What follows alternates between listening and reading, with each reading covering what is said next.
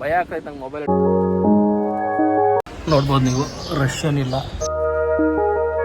ದೇವಸ್ಥಾನ ಎಷ್ಟು ಚೆನ್ನಾಗಿದೆಯೋ ಸುತ್ತಮುತ್ತನೂ ಅಷ್ಟೇ ಚೆನ್ನಾಗಿದೆ.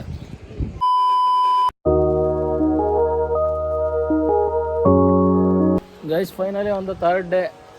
ವೆದರ್ ನೋಡಿ ಹೆಂಗಿದೆ ಅಂತ, ಸೂಪರಾಗಿದೆ. ಆ್ಯಕ್ಚುಲಿ ನಾನು ಇವತ್ತು ಹೊರಟಿದ್ದೀನಿ ಶಿವಮೊಗ್ಗಕ್ಕೆ, ಬಟ್ ಇವತ್ತು ನೋಡಿ ವೆದರ್ ಹೆಂಗಿದೆ ಅಂತ. ಆ್ಯಂಡ್ ಸರೌಂಡಿಂಗ್ಸ್ ನೋಡಿ, ಇದು ಕಳಸದಿಂದ ಹೊರನಾಡು ಹೋಗೋ ರೋಡು, ಹೊಸ ಬ್ರಿಡ್ಜ್ ಅನಿಸುತ್ತೆ. ಆ್ಯಂಡ್ ಮಸ್ತಿದೆ ಲೊಕೇಶನ್ನು. ಅಣ್ಣ ಫೋಟೋ ತೆಗಿತಾ ಇದ್ದಾರೆ. ಸೊ ಯಾವ ರಿವರ್ ಇದು ಗೊತ್ತಾ? ಗೊತ್ತಿಲ್ಲ. ನಿಮಗೇನಾದ್ರು ಗೊತ್ತಿದ್ರೆ ಹೇಳಿ. ಹೊರನಾಡು ಹೋಗ್ತಾ, ಕಳಸದಿಂದ ಹೋಗ್ತಾ ಹೊರನಾಡಿಗೆ ಯಾವ ನದಿ ಇದೆ ಅಂತ. So you can see bridge ಇದೆ ಕೆಳಗಡೆ, ಹಳೆ ಬ್ರಿಡ್ಜು. ಇದು ಹೊಸ ಬ್ರಿಡ್ಜು. ಭಯ ಆಗ್ತೈತೆ ನಂಗೆ ಮೊಬೈಲ್ ಹಿಡ್ಕೊಂಡು, ಯಾಕಂದರೆ ಸ್ಟ್ಯಾಂಡ್ ಕಳ್ಕೊಂಡಿದ್ದೀನಿ ನೆನ್ನೆ ನೀರಲ್ಲಿ, ಅದಕ್ಕೆ. ರೆಡಿ ಆಗ್ತದೆ. ಓ ಅಲ್ಲಿ ಮೀನು ಹಿಡಿಯೋಕೆ ರೆಡಿ ಆಗ್ತಾ ಇದೆ ನೋಡಿ ಗೈಸ್, ಅಣ್ಣ ತಮ್ಮಂದಿರು ಇಲ್ಲಿ.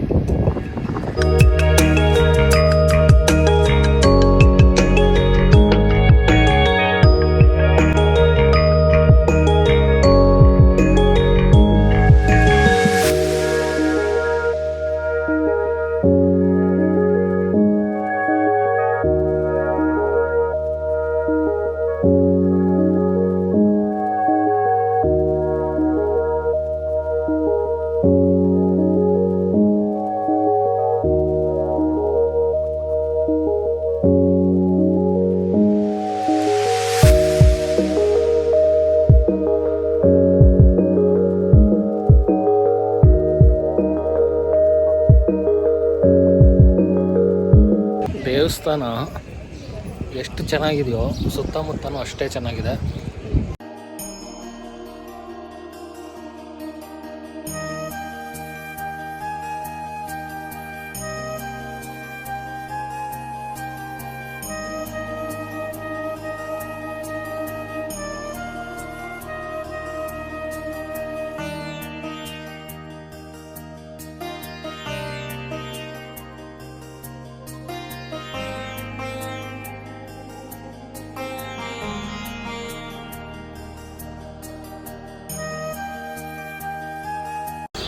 ಸೊ ದರ್ಶನ ಆಯಿತು ಅನ್ನಪೂರ್ಣೇಶ್ವರಿ ಅವ್ರದ್ದು. ಇವಾಗ ಊಟಕ್ಕೆ ಹೋಗ್ತಾ ಇದ್ದೀವಿ ನಾನು ಮತ್ತು ನಮ್ಮ ಮಹೇಶನ್ನ. ನೋಡ್ಬೋದು ನೀವು, ರಶ್ ಏನಿಲ್ಲ. So we are going.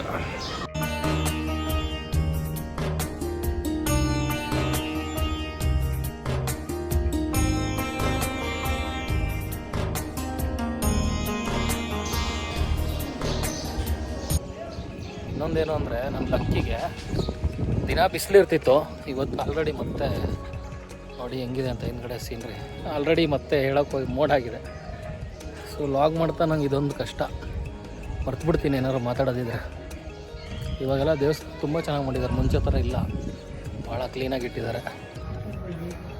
So ಒಂದು ಮಾತು ಹೇಳಬೇಕು ಅನಿಸ್ತು, ಅದಕ್ಕೆ ವೀಡಿಯೋ ಮಾಡ್ತಾಯಿದ್ದೀನಿ. ಸೊ ನನ್ನ ಪ್ರಕಾರ ರಿಚ್ನೆಸ್ ಅಂದರೆ ಏನು ಗೊತ್ತಾ, 3 ಹೊತ್ತು ಊಟ ಮಾಡ್ತಾರೆ ಗೊತ್ತಾ, ಅವರಷ್ಟು ರಿಚ್ ಯಾರೂ ಇರೋಲ್ಲ. ಯಾಕಂದರೆ ದುಡ್ಡಿರೋರಿಗೆಲ್ಲ 3 ಹೊತ್ತು ಊಟ ಮಾಡೋಕ್ಕಾಗಲ್ಲ. ಯಾಕೆ ಅಂತಲೂ ನಾನು ಹೇಳಲ್ಲ, ನೀವು ಯೋಚನೆ ಮಾಡ್ಬೋದು. ಸಮ್ ಟ್ರಾಜಿಕ್ ಕಂಡೀಷನ್ಸ್ ಇರ್ತವೆ. ಬಟ್ ನೀವು 3 ಹೊತ್ತು ಊಟ ಮಾಡ್ತಾಯಿದ್ದೀರಾ, ಸಂತೋಷವಾಗಿದ್ದೀರಾ ಅಂದರೆ ನೀವು ಕೂಡ ರಿಚ್ಚು, ನೀವು ಕೂಡ ಶ್ರೀಮಂತರು ಅಂತಲೇ ಅಂದ್ಕೊಳ್ಳಿ. ಯಾಕಂದರೆ ಅನ್ನಭಾಗ್ಯ ಎಲ್ಲರಿಗೂ ಸಿಗೋಲ್ಲ. ಅನ್ನಭಾಗ್ಯ ನಿಮಗೆ ಸಿಗ್ತಾಯಿದೆ 3 ಹೊತ್ತು ಅಂದರೆ ನೀವು ತುಂಬಾ ಶ್ರೀಮಂತರು ಅಂತ ಅರ್ಥ.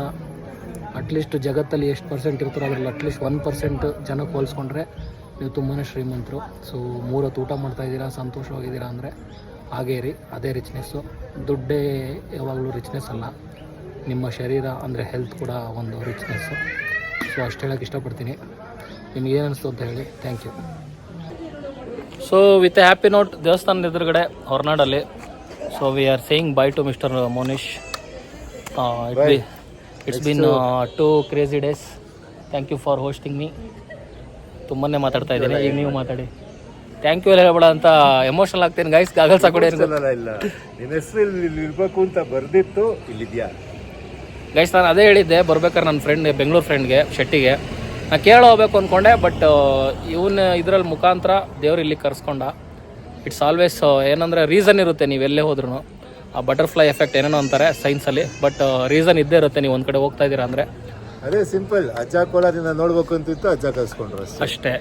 ಸೊ ಇಲ್ಲಿಂದ ಬಾಯ್ ಹೇಳ್ತಾ ಇದ್ದೀವಿ, ಇಲ್ಲಿಂದ ನಾವಿಬ್ರು ಡಿಸ್ಪಾಸ್. ಓಕೆ, ಚಲೋ, ವಿಲ್ ಪ್ಲಾನ್ ಸಿಗೋಣ. Rides together. Yeah yeah yeah yeah yeah. ಇದು ಕ್ಯಾಮ್ರಾ ಇಟ್ಮೇಲೆ ಸ್ವಲ್ಪ ಇನ್ಫಾರ್ಮಲ್ ಆಗಿ ಮಾತಾಡ್ತೀನಿ.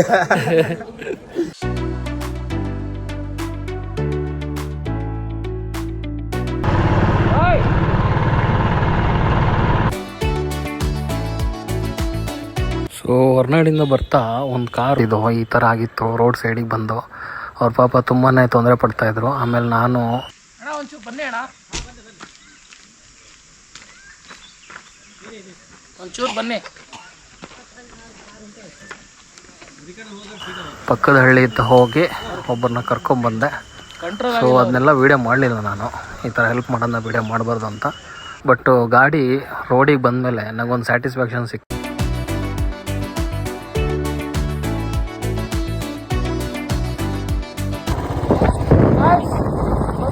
ಒಂದೇ ಒಂದು ಮಳೆಗೆ ಎಲ್ಲ ಕ್ಲೈಮೇಟು ಜೂನ್ ಜುಲೈ ಗೊತ್ತಾಗಿದೆ, ಇದನ್ನು ಮಾರ್ಚು ನೋಡಿ. ಅಂತ ನೋಡಿ ಮಲೆನಾಡು ಅಂತ, ಯಾವ ಕೇರಳ ಯಾವ ಊಟಿ ಹೆಂಗಿದೆ ನೋಡಿ. ಒಂದೇ ಮಳೆ, ಬ್ರಿಸ್ಲಿಂಗ್ ಅಷ್ಟೇ ಸಣ್ಣದಾಗಿ, ಆಗ ಹೆಚ್ಚಾಗಿದೆ ನೋಡಿ.